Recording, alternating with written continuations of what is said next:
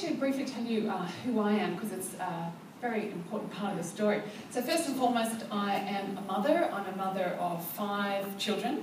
I'm also a business owner. I have 3 companies that I own, one of which is a high-rise window cleaning business, which Noel is just fascinated about. The other 2 are management consulting practice and market research, so completely unrelated. So I'm also an academic and I'm a philanthropist. So what it means is I'm very, very focused on making money. I then sit around and think about money a lot, and then I give it away. And part of that model of going from being a commercially focused person to then being a philanthropist, picking up very much some of the things that Louise was saying around starting to be more innovative in how we think about philanthropy, has really come from my commercial background. So before I get underway, I would very much like to acknowledge the traditional owners of this land here in Sydney, the Gadigal Band of the Eora people.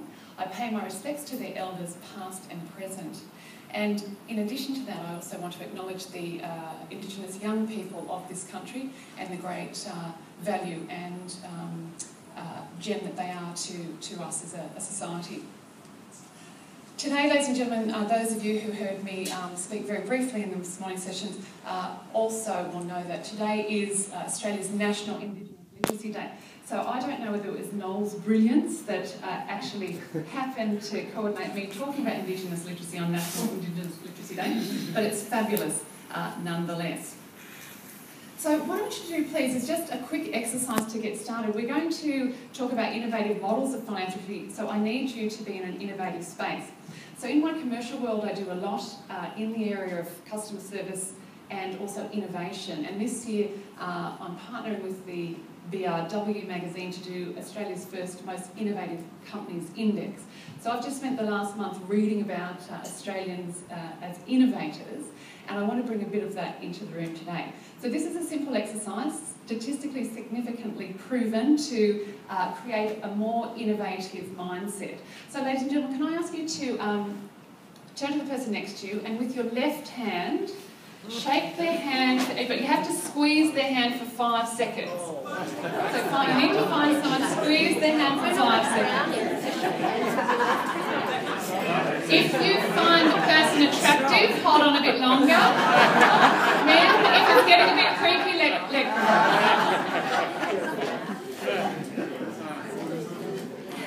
So what we've done then is by squeezing your left hand, quite simply, you're creating the right-hand side of your brain, which is creating the innovative side, to override the left-hand side. So this is a great little exercise you can use just back in your philanthropic businesses or your other businesses to create a more innovative space. So I just need to warn you, ladies and gentlemen, I am a crier. And that means whenever I talk about this program that we do and children in philanthropy, which is where I'm based, I get quite emotional. So I'm just warning you that if there's tears today, please feel free to join me or to look away slightly awkwardly, but it is quite a story. So let me start with this. Philanthropy, I think it means being awesome.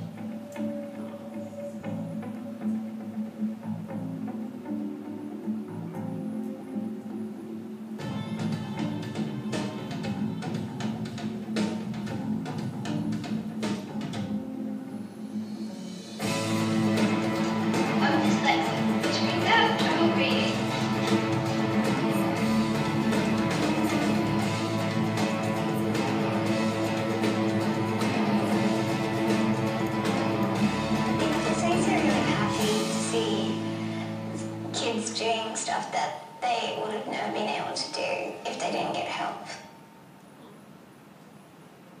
So that was Indigo. Now Indigo is a 10-year-old girl who has a reading disability. She's highly dyslexic, and as a result of her disability, she was bullied and ridiculed and had a very difficult time. So she did spend time talking to her mother about her lack of value, her lack of worth, and that she would never amount to anything.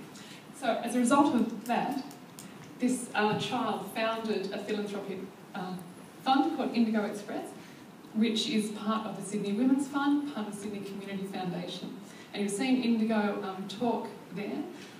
This little child has now been nominated for the Young Person's Human Rights Medal for the work she's doing in philanthropy. So this child took me on a philanthropic journey, and we got to do really cool stuff together. So we sat with Abigail Disney, me and Abigail and a kid in the middle of us.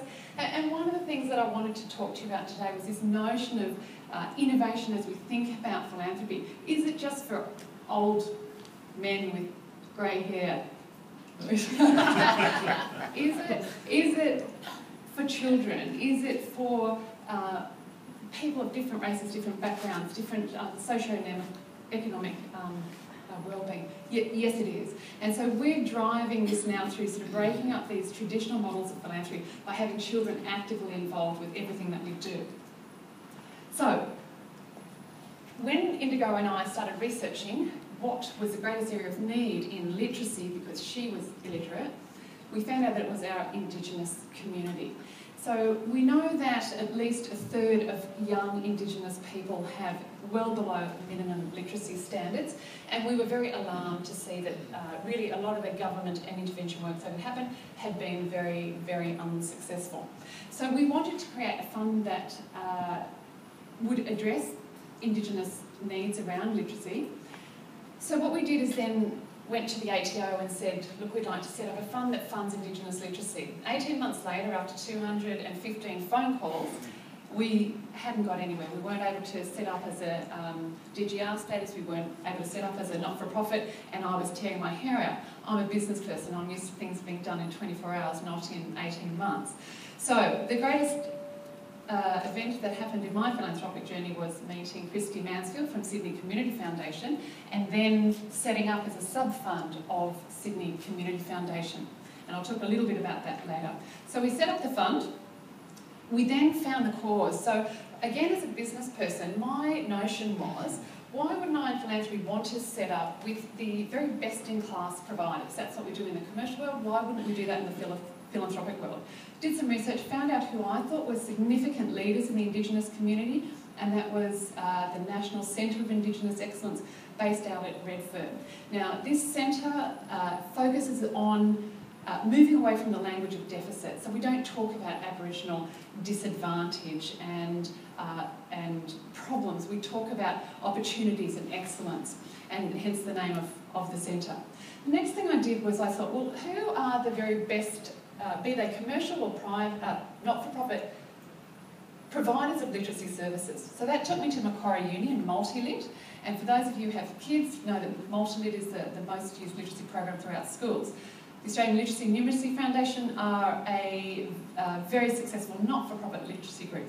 So I approached these two groups. I said, I've done my research, you're the best-in-class providers. I want you to come together and collaborate with me to develop a literacy program for Indigenous people that is led by Indigenous people. And they said, sure, yeah, great, we don't know why we haven't been asked earlier. So I then negotiated with them terms and conditions, just as I would in the private sector, about how these partners would act as suppliers to us. On our advisory board, we made sure we had significant diversity. So we had children on the advisory board because it's a fund set up by kids. We had Aboriginal people, Torres Strait Islander people, as well as CEOs from these firms. So we did. We had a kid involved because kids were there. Most philanthropic organisations probably wouldn't have children sitting on their boards or in their advisory meetings. We certainly do. We had Indigenous people lead because this was about Indigenous people. So we've heard a lot over the last day and a half around not making a decision about me without me being involved. So we don't make any decisions, we as non-Indigenous people don't make any decisions about this Indigenous literacy program unless the Indigenous leaders have made this decision first. So we have Carla McGrath, who is this magnificent Torres Strait Islander woman who is running this program. And I just back her. I mentor her and I back her in her decisions.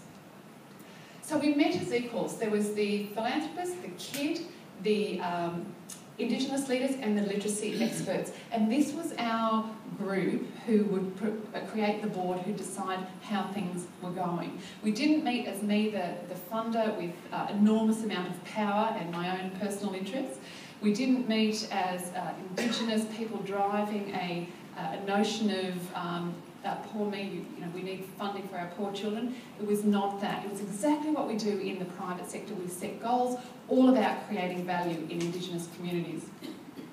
So what we did is we designed a state-of-the-art lifelong literacy program that used all the language of the commercial sector, that this was a best-in-class program that was designed to create significant value within Indigenous communities.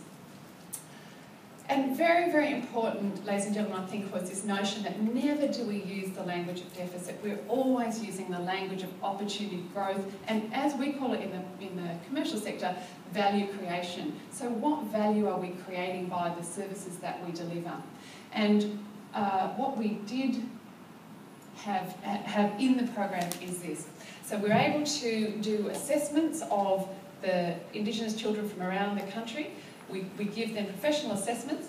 We then give one-on-one online literacy support for Aboriginal children in their community. Now, what is beautiful about this program is that this program, the online literacy tool out of Macquarie University, is state-of-the-art. It was released earlier this year, and we were the first group that actually took it. So what we have is Indigenous children in remote communities using something that Knox, Barker, Abbottsley, any of the private schools who run literacy programs would be honoured and proud to use. And we have this for the Indigenous community. So what I wanted to talk about and have you think about is, when we traditionally think about philanthropy, sometimes we still think about running on the smell of an oily rag, and I know a lot of funds do, but it's about aspiring to be best in class in the service provision that you're able to create. And certainly we've done that by being astute negotiators. So I went into the CEO of Multilit, and I really just told him to give it to me at less than cost, and I negotiated with him as we would for in a commercial relationship. And so we now have a state-of-the-art program for some of our most disadvantaged community members in Indigenous remote communities. We're also training Indigenous teachers and tutors who will spend time training early childhood kids in primary schools and preschools. We are also doing after-school care where we're helping Indigenous kids with literacy, and then we are doing a formal social impact evaluation. So one of the things that we have is KPMG, who are doing that assessment for us, because again, as a business person, I know that the impact and measurement is important. And again, it's something we've heard a lot about the last couple of days. So within 6 months, we have 140 kids assessed. We have 13 kids who are doing one-on-one, 20 weeks, 2 times a week coaching. They can be anywhere in Australia, and the tutor is in Sydney at Macquarie University. Now, what we know about literacy is that in order for these children, typically whose reading age is 2 or 3 years behind what their chronological age is, these kids don't need a reading group once a week. They need one-on-one, intense coaching every couple of days, and that's what we're able to provide them. Literacy, for those of you who know anything about literacy, it's incredibly expensive. So your average literacy program to have a kid tutored in Sydney is about $150 an hour. It's really, really very expensive. So literacy is literacy tutoring, very inaccessible service for a lot of people. We were able to deliver it at less than half of that cost. The other beautiful thing on this journey that we've been able to create, again, is on the philanthropic roadmap of starting with a personal need, a story within my own family about reading disability, now through to being able to advise on policy. Within 12 months, we've been able to arrange the first Indigenous Literacy Conference for Australia, which will be held in October at the NCIE, where we bring in all the literacy providers around Indigenous communities into a forum where we're going to talk about collaboration, innovation, and government have asked the output of that forum to advise on policy around Indigenous literacy. So within 12 months, we've been able to go from crying child to informing policy, because we've been very innovative and we've been very